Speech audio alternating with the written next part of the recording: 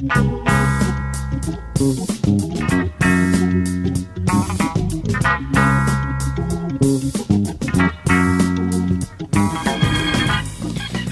dans Expression Libre, nous vous proposons l'enregistrement d'une conférence de l'Hachette, captée le 26 novembre dernier à Albi, Palestine-Israël, microcosme du chaos mondial, par André Rosweg, membre de l'Union juive pour la paix. Excellente écoute.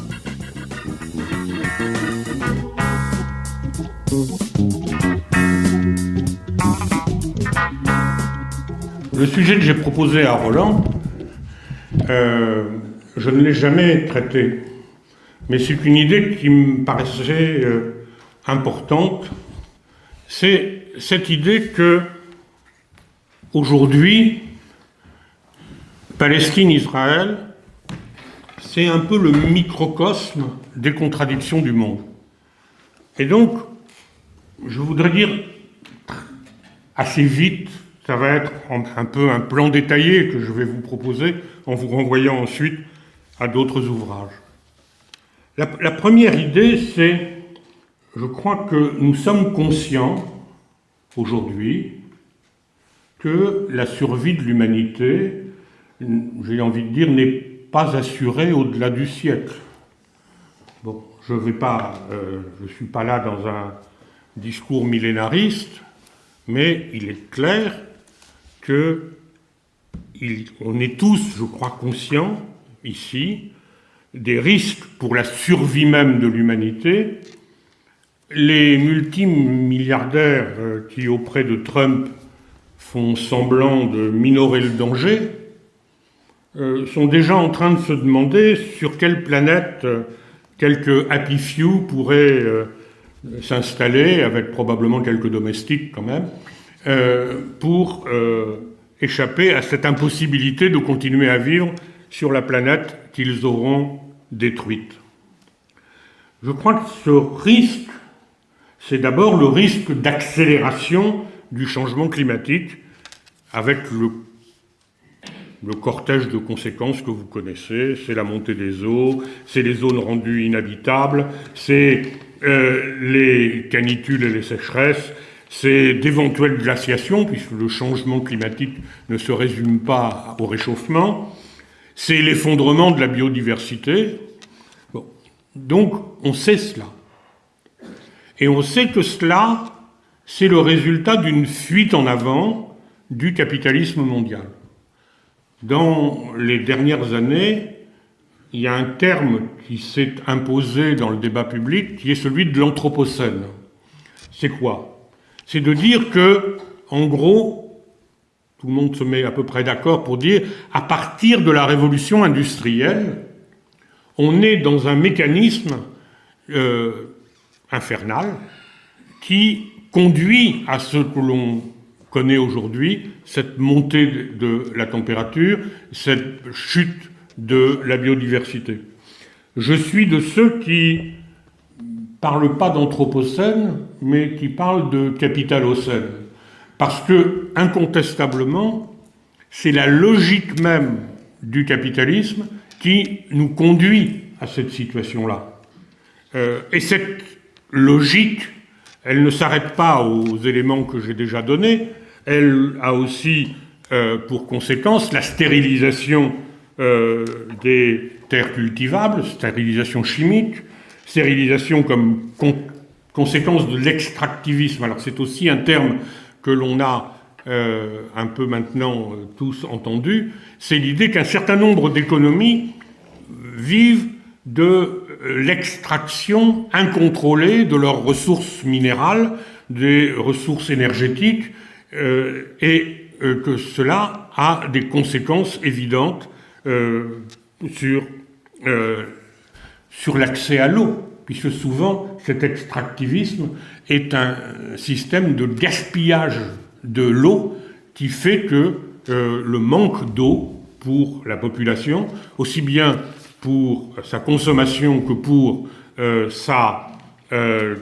l'agriculture, cet extractivisme a des conséquences catastrophiques. Un autre aspect assez catastrophique de cette fuite en avant, c'est bien sûr la question de la gestion des déchets. Je ne développe pas non plus cette question-là. On en est, je crois, aussi tous conscients. On nous parle maintenant clairement de cet océan de plastique qui devient quasiment un continent. On voit comment un certain nombre de productions sont productrices de déchets dont on ne sait que faire, etc., etc. Alors, si on en est là, je pense que les différents impérialismes peuvent avoir des idéologies différentes. Nous ne sommes plus dans la situation de la guerre froide. Mais on a des modes de gouvernance différents. Ces modes de gouvernance différents, on ne peut pas assimiler le régime de Poutine au régime de l'Union européenne, ou au régime des États-Unis, ou au régime de l'Union indienne, ou au régime de la Chine. Mais, quelle que soit la gouvernance politique de ces systèmes impérialistes, on est toujours dans le modèle du développement capitaliste, du développement de la production, de l'idée que ce système ne fonctionne que comme le vélo, c'est-à-dire qu'il faut qu'il roule pour être en équilibre, et que donc il y est en permanence dans l'expansion.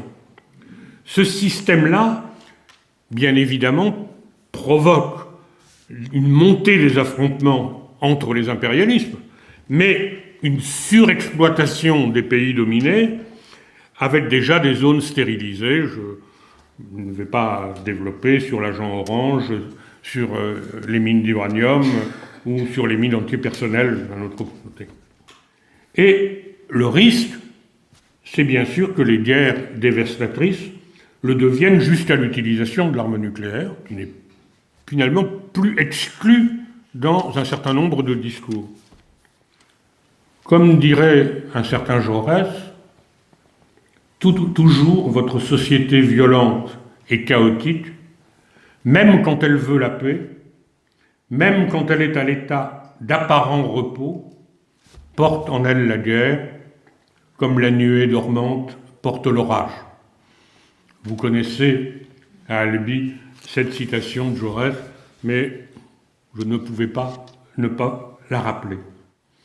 Ce système de régulation des relations internationales, qui s'était créé après la Première et surtout après la Deuxième Guerre mondiale, ce dernier, fondé sur l'équilibre de la terreur entre les blocs, avait tant bien que mal résisté au bouleversement de la décolonisation.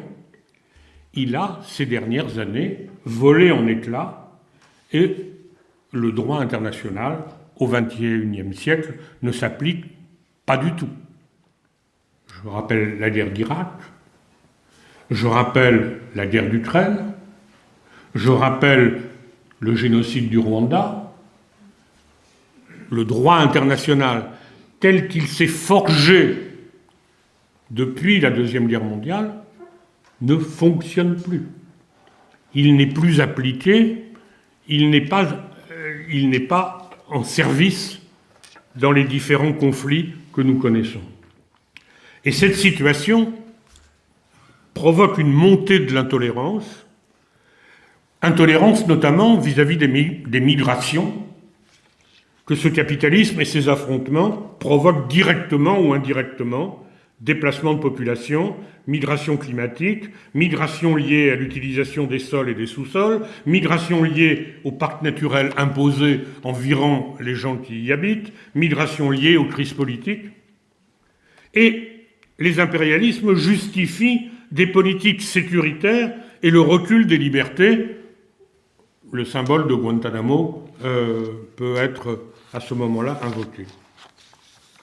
J'ajouterais que dans cette situation, la perte d'espoir dans des changements heureux est une des causes, je crois, de la montée des intégrismes religieux, l'islam, on nous en parle assez, mais l'hindouisme aussi, les évangéliques, soutien de Trump, les judéo-fascistes, dont on reparlera au gouvernement d'Israël, et diverses sectes dont je ne suis pas capable de faire l'énumération.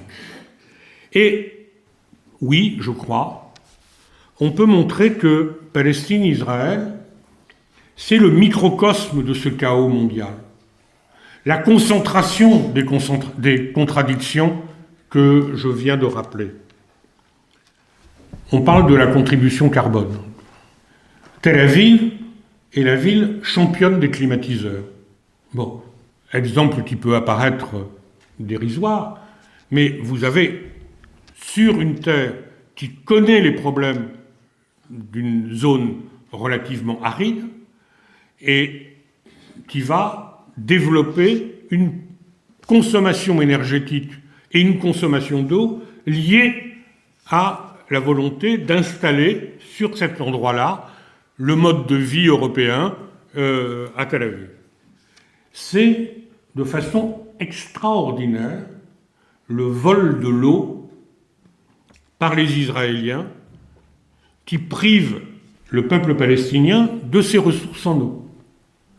Je ne vais pas vous imposer un cours de géographie là-dessus, mais il est clair que en conquérant le plateau du Golan, au nord d'Israël, qui relève en fait du territoire syrien, en prenant le contrôle de ces eaux et en pompant ces eaux, Israël a privé la population palestinienne de ses ressources en eau. Quand, dans la bande de Gaza, pendant quelques années, il y a eu installation, entre 1967 et 2006, installation de colonies juives sur le territoire de la bande de Gaza. Une des productions de la bande de Gaza, de ces colonies juives, c'était des fleurs coupées. Production de fleurs coupées. Il y avait tous les jours des avions qui partaient de Tel Aviv pour alimenter en fleurs coupées le marché d'Amsterdam. Quel est le résultat? Ils ont pompé suffisamment d'eau pour que la nappe phréatique soit tarie et que l'eau de mer entre à la place et qu'on se retrouve avec une eau impropre à la consommation. On a là quelque chose qui, d'une certaine façon, est un résumé du vol de l'eau qui peut exister à l'échelle mondiale, mais qui se concentre là de façon extraordinaire. C'est bien sûr le vol de la terre. La colonisation, d'une manière générale, a été ce vol de la terre. Il faut comprendre que le colonialisme israélien n'est pas un colonialisme de peuplement, simplement. Comme la France a connu un colonialisme de peuplement en Algérie. On est dans le cas d'un colonialisme de remplacement. Il s'agit de virer la totalité au rythme où la politique mondiale le leur permet. Déjà, la Nakba de 47-49 a permis une étape importante dans cette expulsion. Mais vous voyez bien, avec les cartes, que c'est bien un colonialisme de remplacement qui se met en place. Et il faut le dire, depuis le 7 octobre, l'occasion est saisie par le gouvernement israélien de franchir une nouvelle étape dans ce colonialisme de remplacement en détruisant la bande de Gaza et, j'ai envie de dire, à l'abri du bruit fait sur Gaza, de multiplier les prises de terre en Cisjordanie en expulsant notamment les Bédouins de la zone C, etc., etc. Nous savons que dès la période 47-49, il s'agissait d'un nettoyage ethnique. C'est le titre du livre d'Ilan Pappé, Le nettoyage ethnique de la Palestine. Nous sommes aujourd'hui dans la poursuite de cela. On a parlé d'apartheid. J'ai presque envie de dire que l'apartheid est presque derrière nous en Palestine, Israël. Vous êtes bien sur Air d'Otan ou Air d'Otan-Gaillac, à l'écoute d'une conférence de l'AGET, Palestine-Israël, microcosme du chaos mondial par André Rosweg. Dans le rapport qu'Amnesty International a fait en 2018, pour la première fois, une grande organisation humanitaire internationale a montré que ce que disaient déjà les soutiens de la résistance palestinienne, il s'agit d'un système d'apartheid. Il s'agit d'un système d'apartheid en Israël même, dans la mesure où les droits au logement, les droits au travail ne sont pas les mêmes pour les Juifs israéliens et pour les Palestiniens qui restent sur le territoire d'Israël. C'est le blocus aérien, terrestre, maritime de Gaza. C'est en Cisjordanie des routes réservées aux colons et qui mangent la terre, comme on l'a vu. On a un système, là, d'apartheid, et puis le refus du retour des réfugiés, qui est, là encore, dans la Convention internationale sur le crime d'apartheid, un des critères pour en parler. Alors, je pourrais prendre d'autres exemples. J'ai cité Guantanamo, mais le système de détention organisé par Israël en Palestine est assez extraordinaire. Il y a aujourd'hui 4 ou 5 000 détenus qui sont des détenus administratifs. Certains vous disent, à juste titre, c'est la loi britannique qui a été maintenue. L'État peut, pour raison de sécurité, sans avoir besoin de donner à la personne concernée la moindre raison, peut être détenu administrativement pour 6 mois renouvelables. Autant de fois que les services de sécurité estiment cela nécessaire. Ce système-là est bien évidemment quelque chose qui est en contradiction totale avec tous les efforts qui ont été faits depuis, j'ai envie de dire, au moins depuis la Deuxième Guerre mondiale, pour créer l'état de droit. Eh bien, cet état de droit, il n'existe pas là. Comme vous le savez, Bruno Retailleau ne considère pas que ce soit un impératif catégorique de le garder, mais on est bien dans cette situation. Et cette détention administrative, c'est celle qui a, par exemple, été celle de Salah Hamouri, dont vous avez entendu parler, avocat franco-palestinien, qui pendant des années a été détenu administratif parce que les services de sécurité estimaient qu'il le fallait. Alors, pour aller un peu vite, parce qu'on va me rappeler à l'ordre sur le temps de l'intervention initiale, je crois quand même qu'il faut dire que cette concentration des contradictions du monde exacerbée en Palestine-Israël, elle est encore plus exacerbée dans la bande de Gaza elle-même. Bon. Et sur l'eau, et sur la pêche, et sur le blocus, et sur les déplacements de population, et sur les destructions, et sur la destruction ciblée des écoles et des universités, sur la destruction ciblée du patrimoine culturel, sur les massacres et le génocide en cours, puisqu'on peut parler de génocide, je développerai ce point si vous le souhaitez.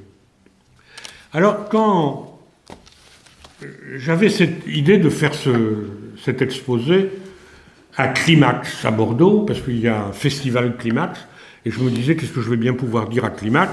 Eh bien, je vais leur montrer que, effectivement, Israël, Palestine, c'est la concentration aussi de ces contradictions du monde.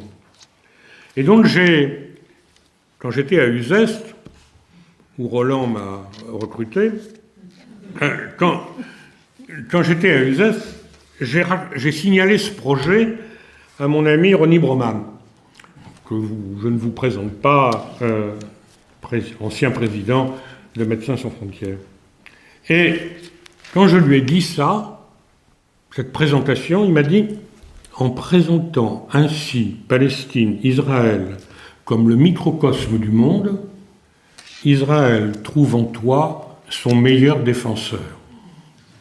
Il m'a fait ça avec un grand sourire, je vous rassure, parce que bon, je ne suis pas sûr que que ce soit de l'humour juif, peut-être de l'humour ashkénaze, mais en tout cas, c'était avec un grand sourire, bien sûr. Qu'est-ce qu'il voulait dire par là? Il voulait dire, en montrant qu'Israël est un prédateur à l'image des autres, impérialisme. On le banalise peut-être. Et alors que tu le banalises, si tu t'intéresses particulièrement à ça, si tu interviens spécialement sur Israël-Palestine, est-ce que c'est pas de l'antisémitisme?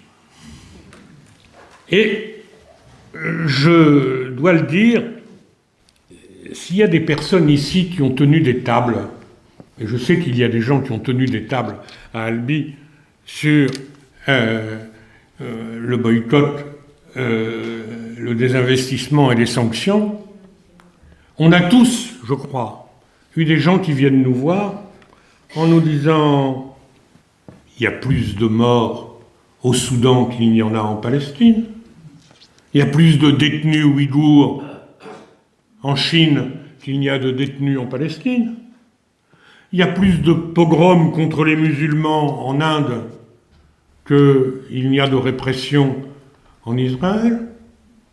Pourquoi vous vous intéressez spécifiquement à Israël? » Alors, quand ça m'est arrivé ces derniers temps, à 2 reprises, moi j'ai répondu à la personne qui venait, avec des intentions sionistes évidentes, me tenir ce discours.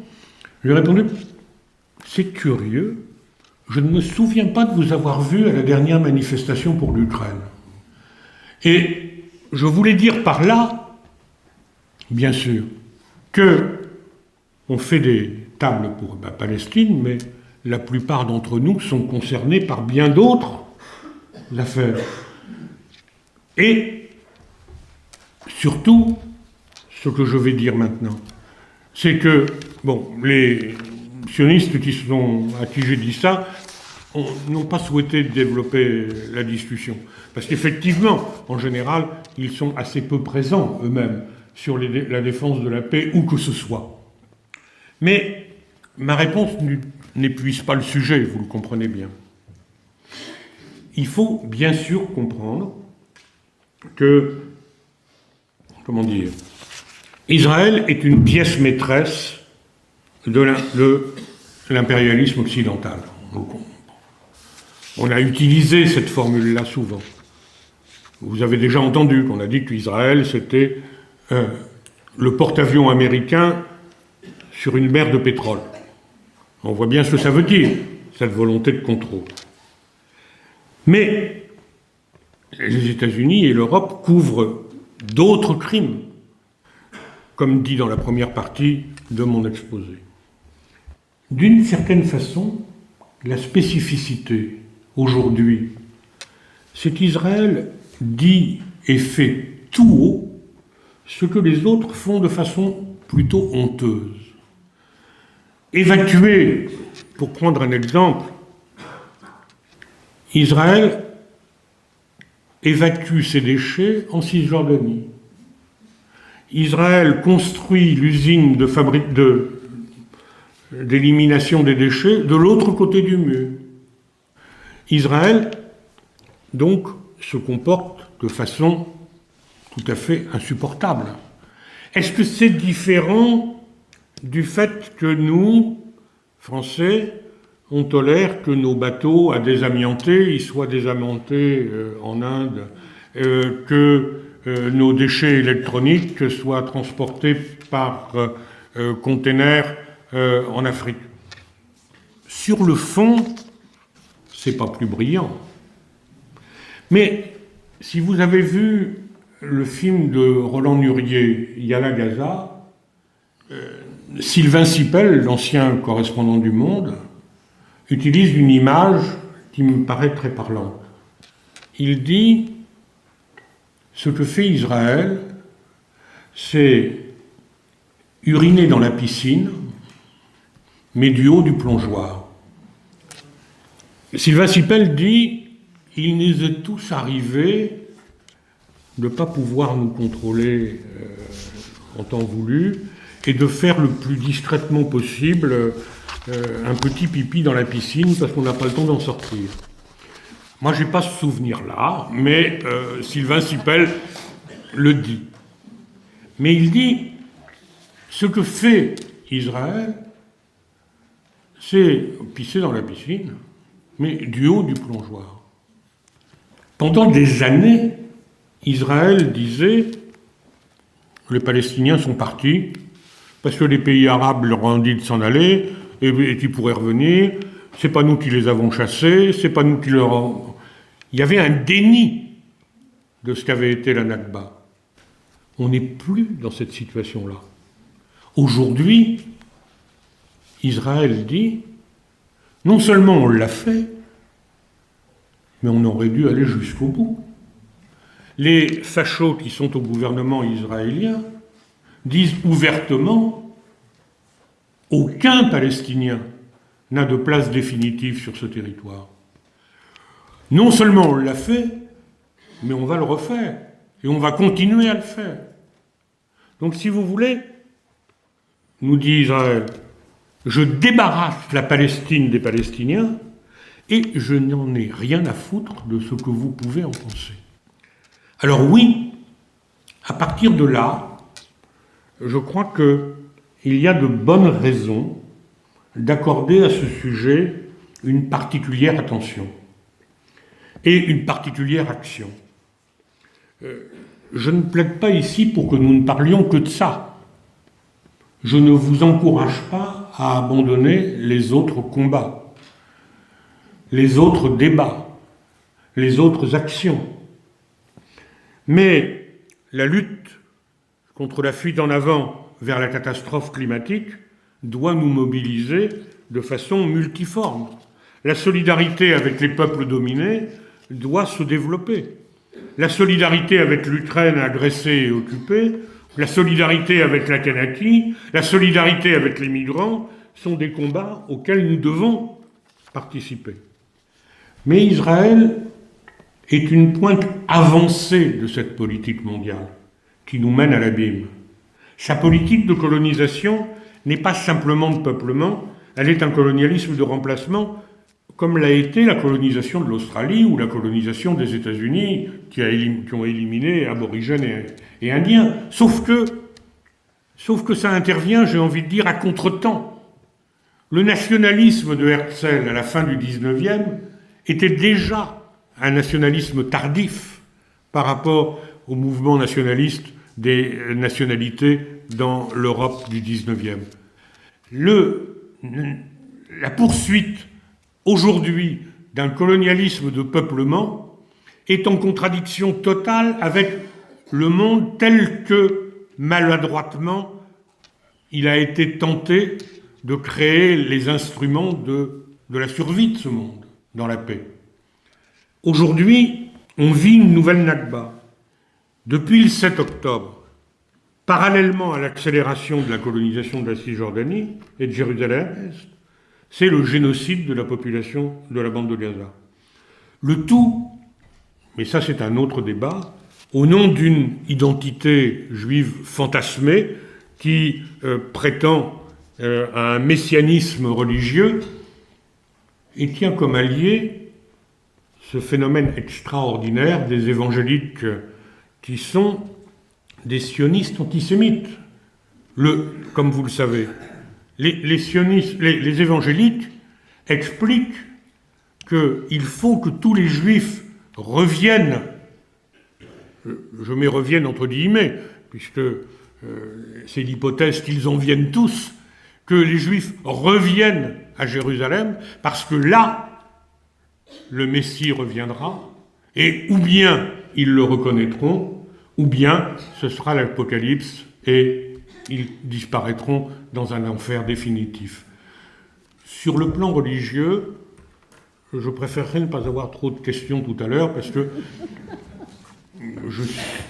je suis fondamentalement incompétent. Personnellement, je suis athée de naissance, et je n'ai jamais rien compris à la transcendance. Donc, bien.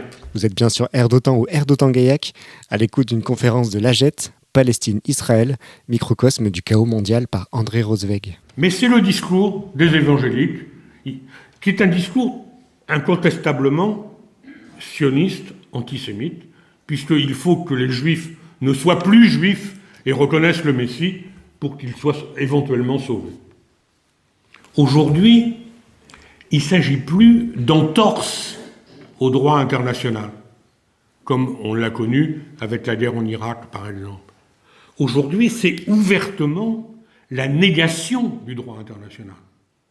Tous les efforts qui ont été faits, bon, avec une ONU dont on peut dire plein de choses, on en parlera peut-être, mais quand vous avez les 3/4 de la Knesset, donc y compris ceux qui nous sont présentés comme l'opposition démocratique à Netanyahou, qui votent l'interdiction de l'activité de l'UNRWA pour les réfugiés palestiniens, c'est la négation du droit international.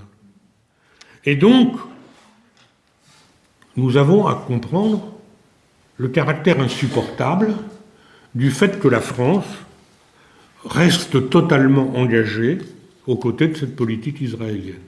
Alors je sais bien que la politique israélienne est à ce point grossière aujourd'hui qu'il y a des petits éléments de discours qui semblent que des lignes bougent. Mais encore aujourd'hui, il y a fourniture d'armement qui se poursuit. La France continue de donner cela. Il y a explosion en particulier des exportations de ce qu'on appelle à double usage. C'est-à-dire, on va présenter comme des exportations de matériel civil des matériels qui peuvent être cependant réutilisés de façon militaire. On comprend bien comment, effectivement, si on donne les éléments pour faire un drone, on voit bien que le drone peut avoir une activité civile et comment il peut être armé aujourd'hui. Donc, il y a une explosion des exportations françaises vers l'Israël de ce qui s'appelle dans les rapports les exportations à double usage. C'est la coopération économique, culturelle, sportive, avec ce double standard sur les Jeux Olympiques que nous avons tous constaté, je vais vite. C'est la reconnaissance de fait d'Israël comme représentant les Juifs et les Juives du monde entier. Vous avez, ça ne date pas d'aujourd'hui, je fais partie de ceux qui ont été scandalisés par quelqu'un qui éventuellement se réclame de Jaurès, mais je crois de façon un peu incongrue, il y a quelqu'un qui s'appelle François Hollande. François Hollande, à Toulouse, a accueilli Netanyahou pour une commémoration des attentats meurtriers de Mera. Et devant Hollande, Netanyahou a expliqué tranquillement « Les Juifs ne sont pas en sécurité en France, ils doivent venir en Israël. » Et vous savez ce qu'a dit Hollande ? Il n'a rien dit. Il n'a rien dit. Le JFP vient de porter plainte pour négationnisme contre notre nouveau, peut-être éphémère, ministre des Affaires étrangères Barrot. Nous parlons de génocide à propos de Gaza. Barrot s'est permis cette déclaration.